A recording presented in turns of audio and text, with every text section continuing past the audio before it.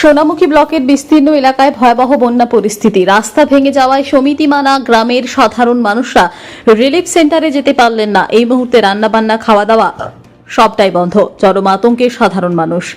সোনামুখী ব্লকের রাধামোহনপুর গ্রাম পঞ্চায়েতের উত্তর নিত্যানন্দপুর, সমিতিমানা, পান্ডেপাড়া, অন্যদিকে ডিহিপাড়া গ্রাম পঞ্চায়েতের রাঙামাটি, কেনিটিমানা সহ বিস্তীর্ণ এলাকায় এই মুহূর্তে জলমগ্ন।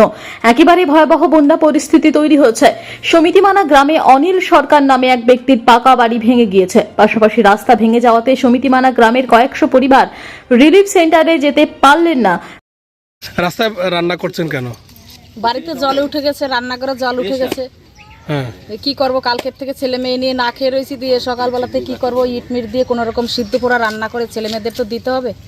আচ্ছা, আর তো কোনো ব্যবস্থা কেউ কিছু করছে না আমাদের খাবার দাবার দেওয়ার, যে এদের জন্য কোনো ব্যবস্থা করি কি ভালো মন্দ।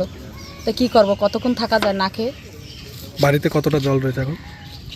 বাড়িতে এখনো উঠোনো ভর্তি জল, ঘরের ভিতরটা জল, বারান্দায় জল আছে, রান্নাঘরে ভর্তি জল। রিলিফ সেন্টার তৈরি করা হয়েছিল, ওখানে যাননি আপনারা? যাইনি আমরা, আমাদের কোনো কেউ কোনো খবরই বলেনি যাওয়ার।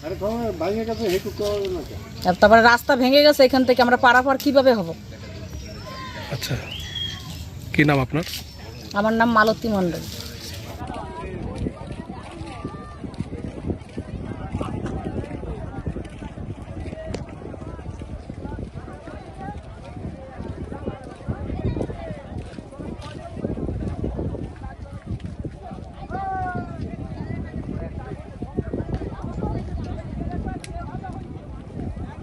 কলা দেবে যা